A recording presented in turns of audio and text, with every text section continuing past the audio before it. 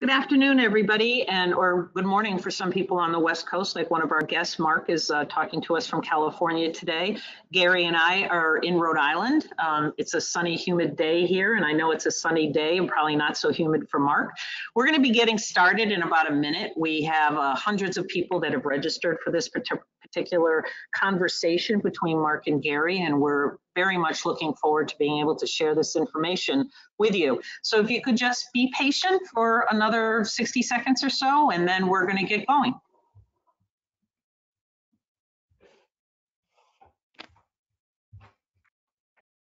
Mark, in the meantime, would you like to sing us a little song or something? Wasn't it you who were talking about this dream that you had of tap dancing in the rain and swinging off a lamppost? I thought it was. Yes, that was a dream I had, Mark. Yeah. I think you'd be great at it. I would be good at it. I'm a hell of a tap dancer. Okay, my singing duo there. Okay, we're going to get going right now. If you can, thank you, everybody. We have a few little housekeeping things that are going to be going on today. First of all, we are recording this webinar, and we will be doing a transcription to be able to share with everybody. Gary and Mark will both mention a number of you have downloaded the Return to Play ebook that we've made available to you. We will also make it available to you when we send you the transcription as well as the recording of this particular event. If you have any questions in the GoToWebinar platform dashboard, there is a question pane and there's also a chat pane.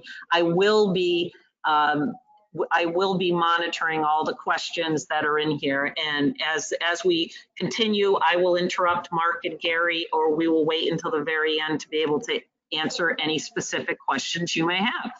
So this is exciting. This is our first of 3 conversations. We're doing this in July. We had originally hoped to be able to do this in June, but things were moving so quickly. It was crazy. And Mark and Gary talk a lot together. They're good friends, and they talk a lot in terms of the industry and what's going on. And I've been lucky enough to be part of these conversations.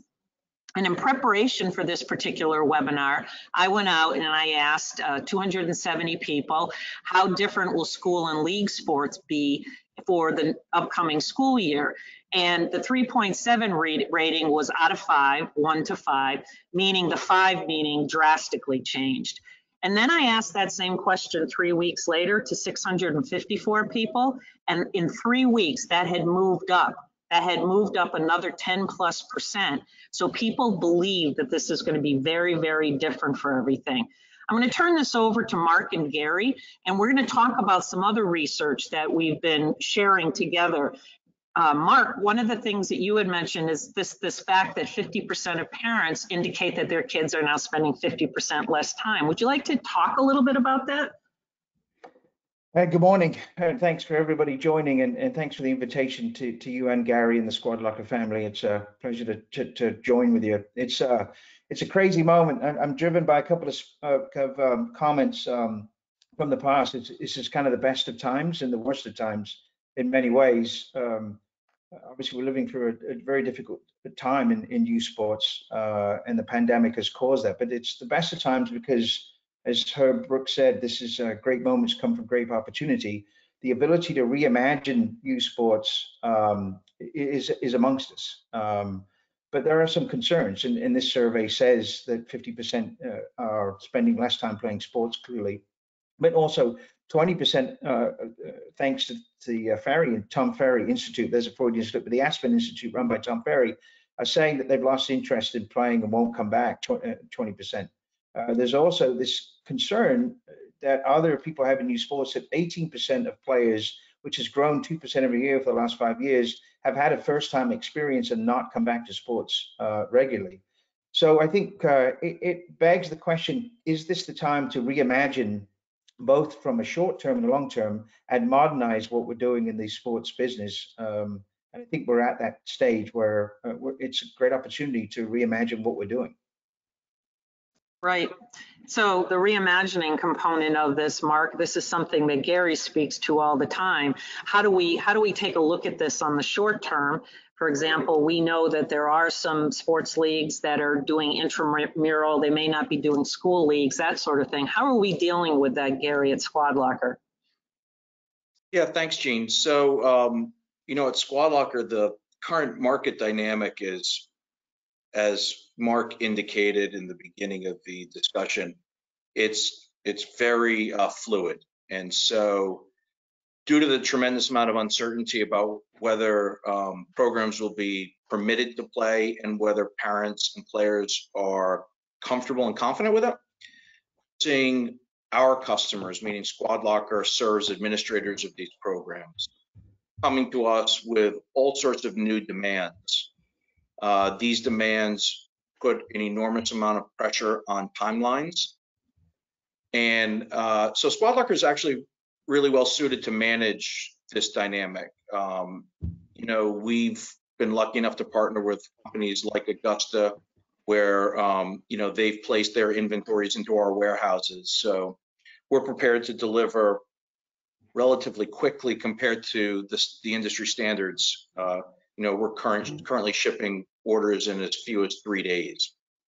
And so what I would tell those listening to this podcast or this webinar and are concerned about being able to, adapt to what it is their players and teams need is it's all about preparing with us. So if you're an organization, you're a soccer organization, you're not sure whether you're going to open or close or when it's going to happen, my recommendation would be, we'll have a conversation with us and get an implementation set up so that in the event you do have a green light, we can go from planning to action instantaneously through our online software platform. And so much of our supply chain is really well suited for this, including the fact that we ship all of our orders direct to home. So this concept of contactless delivery is something that SquadLocker has been doing for the past 5 years. So we spent a considerable amount of time reimagining and modernizing supply chain for youth athletics and school required dress uniforms and athletics for, since our inception in 2019, when we recapitalized the company and kind of restarted things. So we've been kind of working on this for 5 years. This unfortunate situation, this pandemic, has accelerated, in our opinion, the adoption and use of what we've already put in place. So that's kind of a long answer to what felt like a short question, Gene, and I apologize for that. And I hope I stayed on topic. Yeah, we'll keep you on topic, Gary. That's good. All right, thank you. Mark, I think one of the things that you've been really concerned about is the essence of communicating, and how do you communicate and how do you ask questions. That's one of the things you said in here in terms of modernizing. You mentioned earlier using surveys with your particular audience. Yeah, I mean, look, I think this whole idea of reimagining and modernizing sports, the clients I think that are on the call are clearly sophisticated folks, because it's a sophisticated client that uses SquadLocker's approach today in uniforms and equipment, shipping directly to home, and avoiding the cumbersome process of handing out in bulk, and encumbering volunteers with massive amounts of storage needs and contacts and calls. I mean, so your clients are already a very sophisticated group. So my comments really are more general about youth sports, but there's a short-term and long-term position, I think, in reimagining your business. Short-term, you got to get access to kids to participate, and that could be through virtual training. It could be like soccer stars in Sarah Natchez's group, who are bringing small families to backyards. And it's super important how they're reimagining what's happening. So you're also looking at over-communicating, and that's something that people have struggled with, and surveys can do that, right? They can, before the season begins, match up what the best coaches are by analyzing what parents are looking for in their season. We all know that youth sports has a dreadful drop-off ratio of somewhere around about 40% after a year and a half of participating. If you're running a business, bad numbers, right? And so one of the things I think we're lacking is the understanding of what parents are looking for from their activities. And this generation is requiring more from their activities than ever before. And so it's critical to understand what parents are looking for. And so access, over communicating, surveying, and understanding what the client needs are very, very, very critical. In the long term, I think you're at a stage where you got to act now. We talked before the call retail-wise, that Neiman Marcus and Stage, guys who have outdated methodologies to market, are liquidating. And 50% of the programs today are saying that they potentially could go under. So you've got to act now. We were economically insular, but we're not pandemic immune. And so action is required. But long-term strategies are going to be around reimagining their sport. Instead of running 2 traditional seasons, you may need to run 4 to 6. If you look at I9 and Soccer Shots, who lead franchise development and professional execution of sports, these guys are running bundles of sports and running the programs when parents are available to participate, going back to access. They're also advertising and digitally promoting on things like Red Tricycle, Crazy Mom, on all of these parent blogs. Instead of putting up signs and banners, on facilities, they're also changing the narrative, right? And that narrative is critical because, to be fair, youth sports is sold as sort of, you can get a college scholarship, et cetera, and that certainly is very, very valuable. But the narrative today is about health and welfare and reducing obesity capabilities and being socially adjustable. And I think Aspen Institute lists those test scores up 40% Mark, higher than before. When you say, I'm really curious about that because, within my own family, during the, onset of the pandemic, my wife and I kind of reflected on this moment of a silver lining. And while there was so much devastation and sadness throughout the world, we, for the first time, were a family unit again. Kids were back from college, forced to leave college. We were eating meals together as a family, which we hadn't done since the kids were little. And so I'm just curious, you spend a lot more time interacting with the marketplace in a broader sense than I do, right? So I'm focused inside on my business, trying to be customer focused, trying to be customer centric.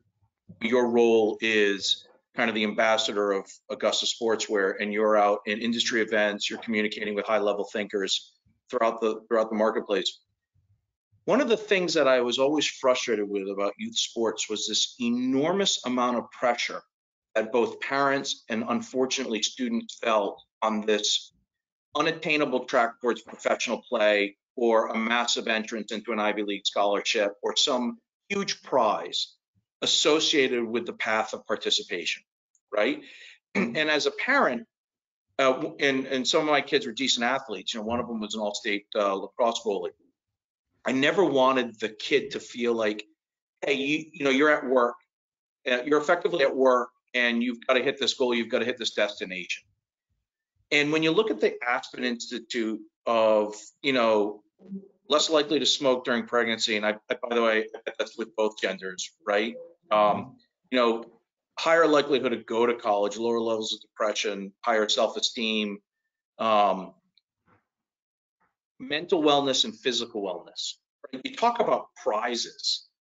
Like that's a way to change a whole civilization in terms of health and wellness and ability to be productive and to really start to cure some of the world's much more complex problems and paying for college or becoming a professional athlete.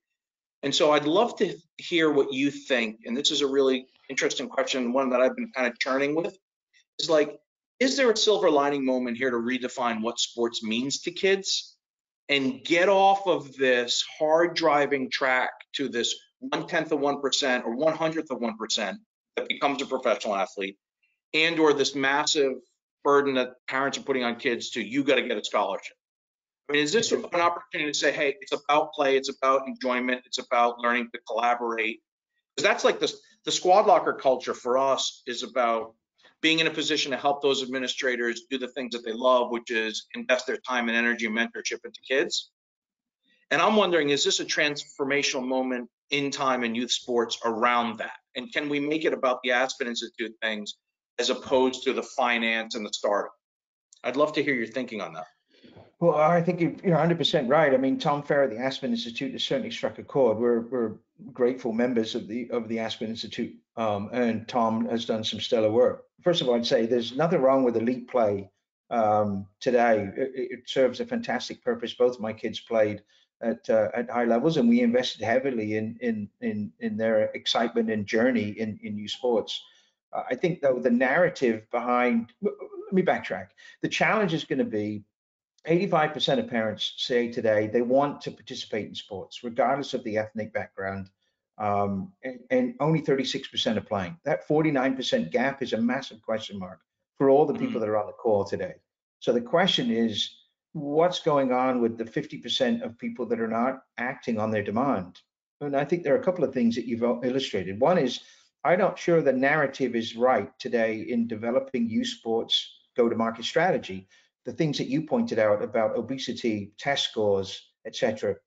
Those are extraordinary stories to put in front of a parent blog today to explain why their kids should participate in sports versus the other narratives that I think are now played out. And again, nothing wrong with getting a college scholarship in sports at all. But it's not the narrative that I think is addressing the 50%.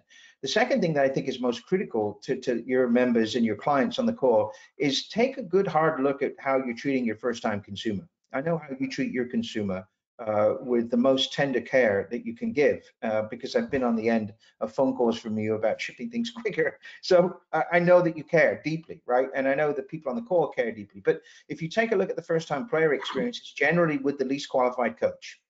They probably get the least expensive uniform, right? It's probably a t-shirt.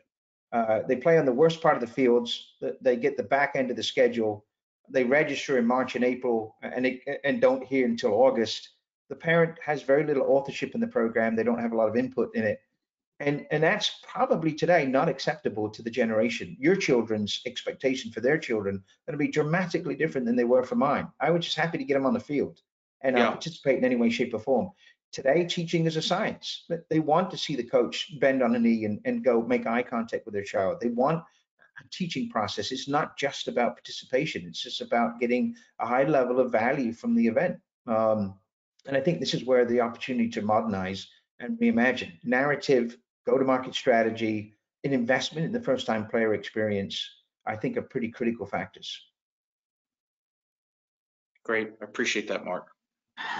Okay, so we talked Gene, about. sorry to derail you. I'm going to pass the baton back to you. Thank you. Thank you. We talked about 50% of the programs have been said that they're in jeopardy. And Mark, one of the things that you do at Augusta is you have these regular powwow sessions with 25 key executives, typically once a month on Wednesday nights. And you had one last night, and you pulled out a lot of very interesting data from that. Some of that were the innovations that you had mentioned in terms of buckets. What are people doing? And in there's one bullet here where you talk about surveying pre, mid, and post, and then also designing around what the client needs. And you've also mentioned digital innovation. So, and I know that one of the things you also, I've heard you talk about this many times, is evaluating that first time playing experience, because that first time and having that uniform, this is something that I learned from Gary as well, is making sure that uniform is right, because people want to feel like they're part of the team. Kids want to feel like they're part of something bigger. So what are some of the other innovations that you've been observing in your role right now as helping out with the Return to Play Coalition? Yeah, I mean, I covered a lot of ground already, I think. I just a little bit about the uniform piece from SquadLocker's perspective, and probably do it better than anyone in the market at the moment, is I think it's an outdated process today to serve uniforms in bulk, right? There's nothing wrong in doing that, but it's probably not the way to go. And COVID certainly has hit home at the hygiene value of uniform handouts and the ease and access and the personalization of it, right? And there's nothing better than receiving a box on your doorstep that's like a Christmas box that opens up uniform and messaging, and what a great way to do that. But it also addresses the issue that sports who depend on volunteers simply can't spend the time working on uniforms and equipment that are so necessary for children to play. And SquadLocker can take all of that work off your plate through registration data to ship to home processing. And that experience, again, to the first-time consumer in particular, is such a better experience to get a Christmas box that lands on your doorstep. So I think that innovation, it frees up people to do more time. In most cases, youth sports organizations spend up to 40% of their time managing uniforms, especially at peak times when they're meant to be running better programs and addressing, a better environment. So I think that's an innovation that makes a ton of sense, and perhaps again, SquadLocker leads the way in that. But I think there are a couple of things that also I would say. I mean, the first time player experience, you just need to look at what banks do today to their first time customer. I mean, it's a dramatic difference between the way that we treat people. And I think adjusting for that is an innovation that's necessary. I think the way that we treat the community is very important. We have worked with the National Park and Rec, in particular SMAF here in California. One of the leaders, Dave DeLeon, pointed very out that today there's lack of trust and partnership with youth sports organizations and the city facilities. 97% of all youth facilities in the country use government facilities, schools and government. And there's a lag there. And so there's a chance now to rebuild that trust with city management through being partners, right? If a field needs to be redone, perhaps it's time to partner with the city government to help produce a better facility in a playing environment. And perhaps we need to play a better role. Investing time in building relationships with city managers and sports managers are critical. And we're seeing it today that a lot of facilities, when they potentially could open, are not opening. And a better partnership with the city managers and the community is essential. And I think the last thing is just meeting the parent where they are, right? And trying to understand what parents want today, whether that's, I want a box of uniforms shipped to my home, I don't want the wrong size just given to me, I want this to be a special moment for my child. Or we may have to move fields, closer to the facilities. And look at people like Soccer in the Streets that have built facilities next to transportation hubs, so the parents don't have to transport their kids to the facilities. And by the way, in the Tom Ferry's data, Aspen Institute said that 20% of the people say that transportation is going to be a barrier to participating in sports moving forward, because scheduling is super difficult. People are taking on 2 or 3 jobs. They just don't have time to transport children to practice. And if we look at, honestly, youth sports facilities are moving further away from the central city. And this is one of the real big challenges between the racial and gender inequity in sports. But innovations are critical. I looked at an event called the Utah Gold Cup run by Utah Youth Soccer for 16 to 19-year-olds. Many people reported it was the best experience they had. ECNL teams, high-level teams, no trophies, no winning, no losing. And they had one of the best experience ever. So understanding the player's journey versus what we think is best for them probably is a good time to evaluate that. Right. And I think one of the things that we were talking about earlier as well is we noticed after the COVID fallout, we had a number of customers because face masks, community masks, non-medical masks were being required. So I know, Gary, you stepped in a way to be able to find those kind of masks that people the youth athletes can participate in sports in a safe fashion. Would you like to talk about that at all, Gary? Sure, happy to, Gene. So yeah, obviously face masks have been a proven help to control and eliminate the spread of the disease. We did it a SquadLocker way. So we love personalizing and decorating garments to a specific group with a specific logo. And so at SquadLocker, you can get masks individually decorated and shipped directly to home. And so we're seeing a significant increase in our customers adding them to their stores, and they ship super quick out of our facility, 2 to 3 days for a custom mask, and they go right to home. So you can get a mask, with your team or league or school's logo on it. And we've got a variety of different colors, options, sizes for every age group and, desired, whether it's going behind the ear, around the neck, et cetera, et cetera. So yeah, we've got a bunch of cool mask options, and it's currently representing 10 or 15% of our daily sales. So 10 or 15 cents of every dollar we're selling is a mask. Gary, I would add, Gene, one of the things for the clients on the call is there's a company called Leagueside, Leagueside, Leagueside. It is an innovative company that's providing a lot of corporate partnerships. One of the interesting things that Evan runs there, you have 10,000 organizations at the moment, very ROI and digitally driven. but supplying a great deal of money to offset some of the challenges. But the ability to deliver coupons and messaging in boxes to homes is a critical capability. And I think at SquadLocker, they can provide that type of thing. If it's a Chipotle sponsorship, if it's this underwriting scholarships for children that just can't participate, the ability to put those into boxes or to deliver that messaging is critical. And that's one of I think the real key assets of SquadLocker's ability to ship to home is going to be this opportunity to go into the house with messaging. Obviously, you can't overdo it, but it can't be a NASCAR shirt, but it can be something very pivotal to driving partnerships and corporate sponsorships to see great value in underwriting scholarships and coaches' salaries that can be ambassadors to health and welfare initiatives. But it's a great capability to be able to. It changes the dynamic of sponsorships on local level. Yeah. That you're bringing up an excellent point, Mark. I know something I learned from you very early on is that 97% of the municipalities that host these youth sports organizations and teams and that sort of thing, they don't get any money.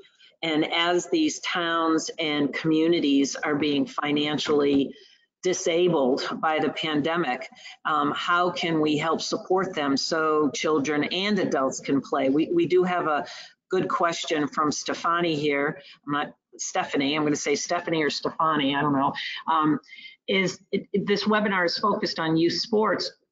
What about adult rec sports? How would you deal, to me, a 16-year-old is a young adult, right? So, but I don't know if Stephanie was meaning like somebody that's in their 30s or something playing softball or something like that.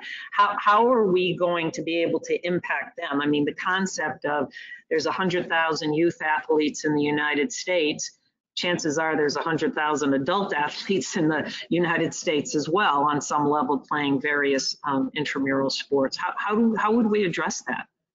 So for SquadLocker, we're agnostic to the age of the participant. So if it's a 75-year-old adult pickup basketball league or a U9 pickup basketball league, we're going to offer the same service, price points, and performance regardless of the participant.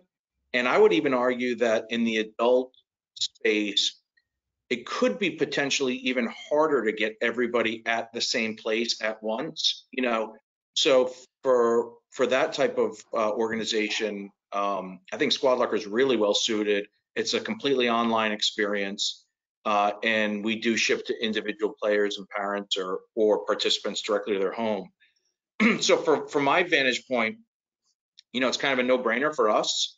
I don't know, Mark, what you're aware of as it relates to supporting them from a municipal field access standpoint, or any of the other information that you're hearing from any of the other, groups that you're working with.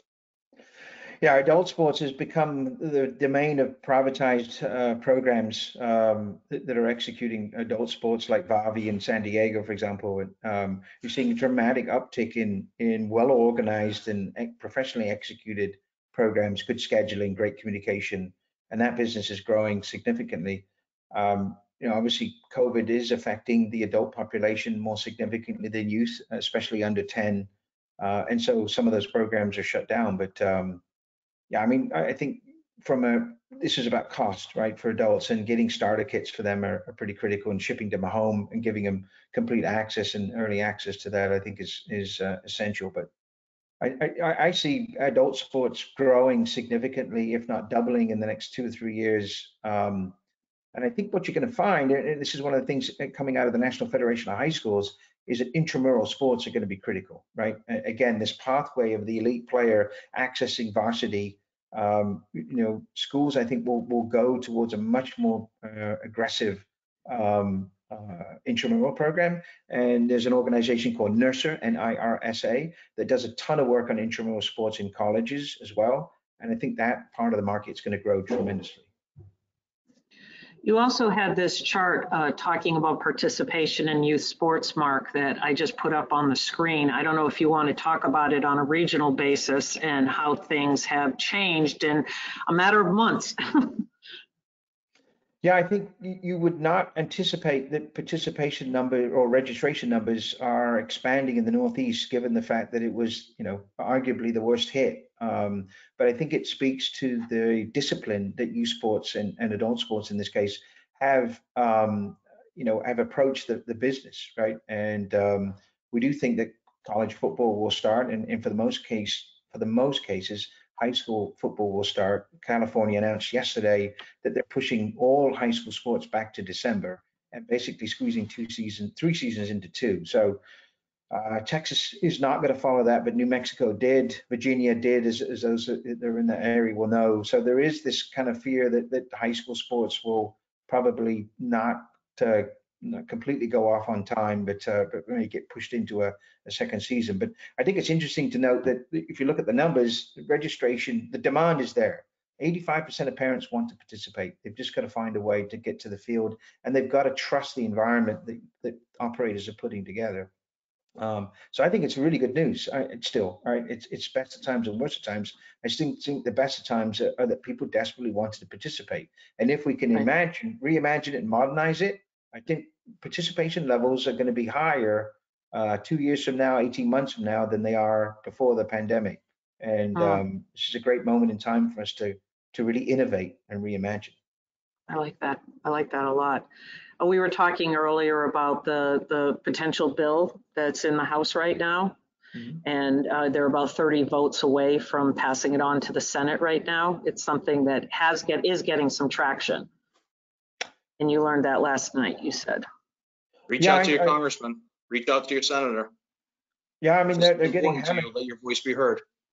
They're getting hammered right now for sure. Max Rose from New York is the champion of this bill. It encapsulates a number of different funding capabilities, including the FIT Act. The FIT Act, PHIT, was an act that basically allowed parents to take a tax deduction on any expenditure related to recreation and activity and fitness. And of course, youth sports and adult sports were a critical component to that tax write-off. And that's in this program, in this bill as well. So as I understood it last night, the Play Coalition, in which Augusta plays a leadership role and Gary and SquadLocker are members of, are very close to some positive outcomes. It's a little bit of a difficult time right now. There are 2 funding pieces in front of Congress that take precedent over it. And then there is this need to get back to the constituents for elections. So they're working super hard at the moment to keep putting this in front of everybody. It's $8.5 billion. And I think it's super significant, and any role that anybody can play to lobby their congressman, their senator, would be really, really helpful. But the next 10, 15 days are going to be pretty critical. Sounds very exciting. So thank you, gentlemen, both Gary and Mark, for today. I don't have any other questions, nothing in the chat. We will be discussing as things go further. We'll be having other 30-minute discussions, one on August 20th and a number on September 24th. And we look forward to having you joining us then and our guests on today's webinar. Thanks a lot. Thanks, guys. Thanks, everybody. Have a great one.